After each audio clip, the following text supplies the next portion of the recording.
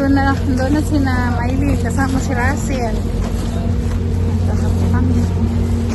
Nakarating po kami ng Miley. Oh, ang dali. Ang bilis lang natin. 10:30 kayo malis. Ngayon ay 4 o'clock. Ang bilis lang din. Hello po. Si Madam Yola nasa aming likuran.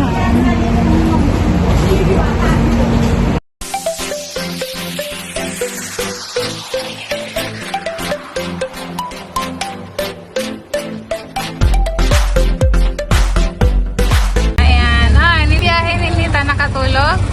Ilang beses ka na Ninita nakarating? Kagandahan? Tres Marias plus 1. 3 plus 1 na sila. Ito na po kami sa aming bayan. Ayan po. Oh, ayan na school.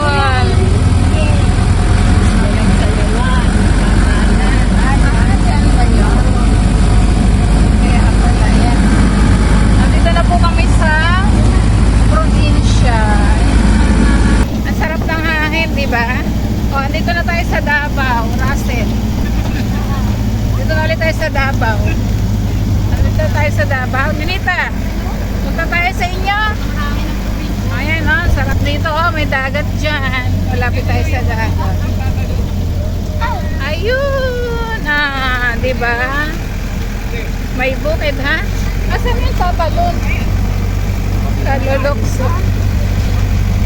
Silipin mo nga CJ kung may tubig at ayaw maliligo. Ayan. Nandito na po kami sa aming bukid. Ha? Ayan.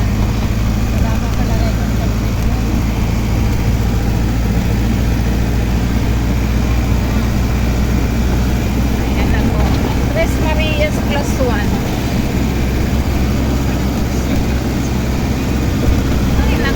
Sarap talaga dito. Diba? Ayan na, ang bundok namin. Ayan.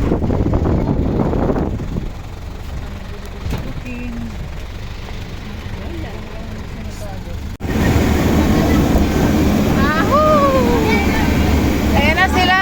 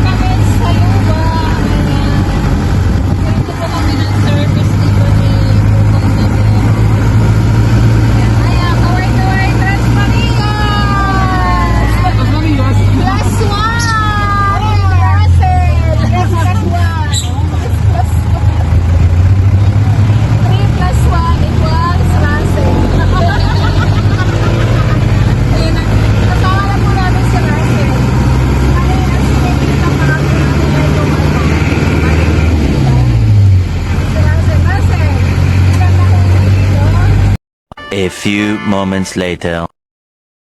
Ayan, magandang umaga po at ako ay nandito ngayon sa probinsya. Kasama po ang Tres Marias at sina Russell.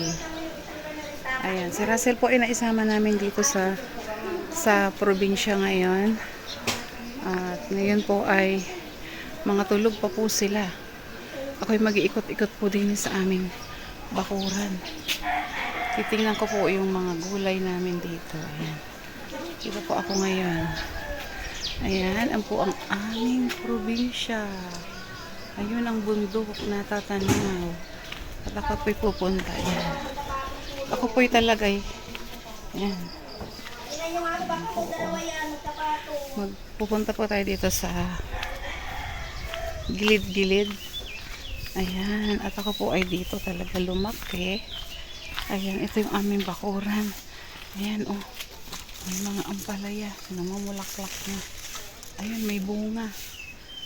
Ay, may bunga palya, oh. Ayan po, oh. May bunga ang ampalaya. Ito po yung wild na ampalaya. Ito, masarap po ito sa pinakbit. Andali, namimitas ako apalya. Ayan oh. Ang tawag po sa amin dito ay apalya. Ampalaya pag nasa Maynila ka na. Ayan po. Ayan, masarap to sa munggo. Ayan. Gusto ko po ito yung wild ampalaya, no? Ini-steam ko lang po ito, tas nakain. Ayan. Ayan, ang daming bunga. Ayan po, oh. Ayan.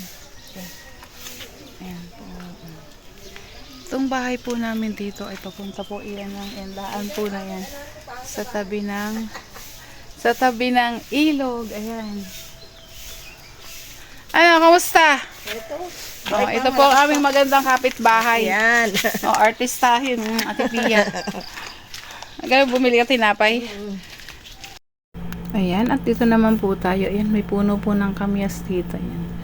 Ayan, masarap po yung pang-asim. Lalo na dito po sa amin, laging may isda. Ayan, ginagamit po namin yung pang-asim. Nandito lang po yan sa likod ng bahay namin. Maraming mga halaman po dito. Ayan, papakita ko po sa inyo pa yung iba. Ayan, punta po tayo dito. Meron din po ditong mga gulay. Katulad po ng talong. Ayan po, oh. Ayan. So, masipag lang po tayong magtanim. Ayan. Mamimitas din po tayo ng talong. Ayan. Ito po yung mga puno ng talong. Kulay green. Green po ang bunga ng talong na ito. Tapos banda doon pa, ayan, may violet. Ayan. Taniman po naman ito ng gulay. Ito na po. At pipitasin po natin yung mga talong dito. Ayan. Ayan. Ito. Ang ganda po. Ayan. Gagamitan po natin ng gunting. Ayan. Masarap yan. Masarap po yung prito. Ayan. Ilalapag muna natin. Ito pa. Ayun na nga sa ilalim po. Ang daming bunga. Ayan. Ayan, pumunta na yung pinsan ko dito. Ayan po. Ayan. Thank you. Ang dami talaga. O diba, kagabi lang po ako nagtanim yan. Ngayon bumunga na. Wow! Ayan na po. Napakasarap po nitong prito. Yan, ipiprito natin. Tama-tama. O kaya ilalaga. Si Pugong Bihero gusto niya ito yung nilaga. Tapos isasawsaw sa bagoong. Naku yan. Katalo na. Ang dami po. Oh. Ayan. Alika na po kayo. Samahan nyo ako dito pag pamimitas ng mga talong. Ayan. Maganda po itong talong na ito. Kulay green. Hindi siya gaanong mabuto yan. Oh. Mga green po yan. Kahit dyan sa bukid po, yan ang itinatanim namin ng mga elementary pa kami, tsaka high school. Yan. So, gulay lang po, no? Buhay ka na dito sa probinsya, basta masipag ka lang. Ito naman po yung mga, mayroon pa po ditong mga talong din, kaya lang ibang kulay naman ay violet. Ayan po. Ayan, pipitasin na rin natin ito. Masarap ito sa bagoong. At isasapaw lang sa kanin o kaya naman ilalaga, yun, steam lang. Yan, katalo na po yan. Katalo na yung ulam dito. Ang sarap po nito. Yan, dami po, oh. Ang dami po. Dami ko lang nabitas.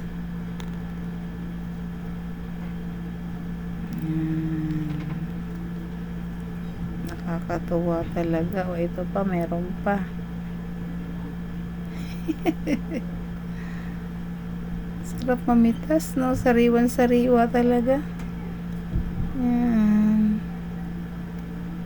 Sisilipin pa natin yung iba dito. Yan pa po sa ilalim. Meron pa po sa ilalim. Ang dami. Ito naman pong nakikita niyong punong malaki punong ito. Yan po yung paborito namin talagang akyatin. Kahit si Paul po, nakaakit na rin dyan. Siguro lahat kami magkakapatid nakaakit na sa puno ng sampalok. Kasi po kapag yung ano, wala kami yung pang-asim, tapos nagiging tamarind yan, yan po inaakyat namin. Yan, napakarami talaga ditong ano sa likod ng bahay namin. Tapos yan, yan, probinsyang-probinsya talaga. Yan, may puno din po dito ng balimbing. Yan.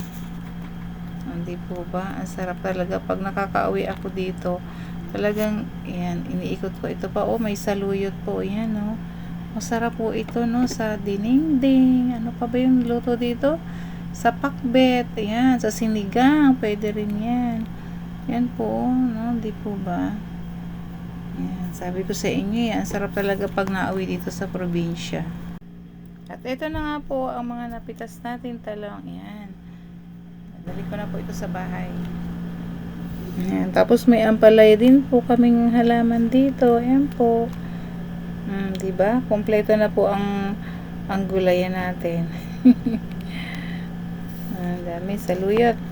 Oh, ang dami na ko nang nakuhan talong. May green at saka may violet. Hanggang puno. Ayan. Ay, yung ate. Saan? Aba, oo. Ayan, diba? Ang dami pong makukuha dito sa likod ng amin. Ang sarap dito, mabunga. Ayan. Kaya yung nanay po namin dito, gustong-gusto laging uuwi. Andun, nagkukukot-kot na naman din ng halaman. Ayan. Di ba? Yung nanay ko, oh. Wala na naman tigil. Kapag nandito po yan, ganyan po yan, oh. Yung mga tinanim ko po, ayan, oh, binungkal na naman niya, oh. Ang dami-dami po yan, dadalhin ko yan sa Laguna. Ayan, oh. Ayan, oh, dami kong naputi, oh. Dami kong napitas. Kagabi ko lang po tinanim. Namunga ngayong umaga. Maganda palang magtanim dito sa Mindoro, oh. Tulog pa po yung mga tao dyan. Tulog. Yun yung nanay ko, oh. Ayan, oh, kot-kot ng kot-kot. Yan yung namimiss niya dito, eh, oh.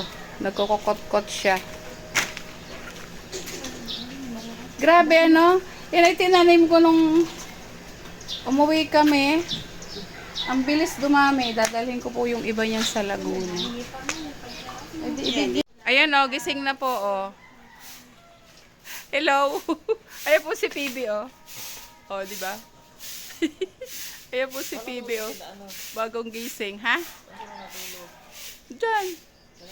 Sino Maylin dyan sa kabilang kwarto? Dito? Oo. 4 sila. Yung Marias. O, yan po yung nanay ko, oh. Walang tigil kakakot-kot. Ganyan po yan pag nauwi dito. Yun, oh. Sabi ko ilagay rin sa tindahan. Miss Marias +1.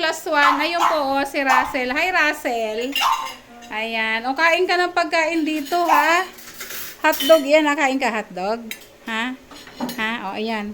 Nandito po kami sa probinsya. O, kamusta naman ang gising?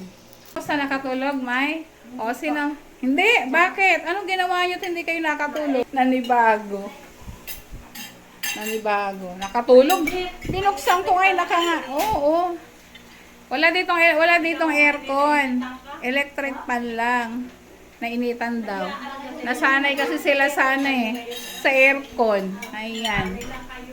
Oo. Oh, bakit si Russell? Russell, nakatulog ka? Oo, sarap ng tulog eh.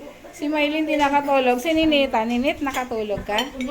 Oo, ay si Maylin lang. Si Maylin lang ang hindi nakatulog. Siguro si Maylin at saka si Totoy nag-date. Nag-date kayo? Nawala kami kagabi. Ha? Nawala kami kagabi. Nawala kayo kagabi. Butterfly. Uy, nag-date pala, kaya pala hindi na. Ayan po, at nagkakainan na po ang mga bata. Yan po yung pinitas kong talong, oh, sa garden, nilaga. Kasi ang iulam ko, oh. Sila mga bata, hotdog. Kumain kayo ng gulay. Ayaw talaga. Kakain ng gulay. Pampapogi yun. O, tamo ano, Totoy si Maylin, nakain ng talong. Gulay. O, dapat nakain ka. gaganda siya. Pag babae, maganda. Pag lalaki, popogi ka. Oh. Ala, ayaw kaya ni Maylin ang hindi nakain ng gulay. Paano yan? Totoy, pag hindi nakain ng gulay, ayaw na ni Maylin. Kakain ka ng gulay? Oh, kakain na yan si Totoy ng gulay. Kasi hindi ibigin ni Maylin kapag hindi nakain ng gulay. Ayan po, at nag-aalmusal po yung Por Marias.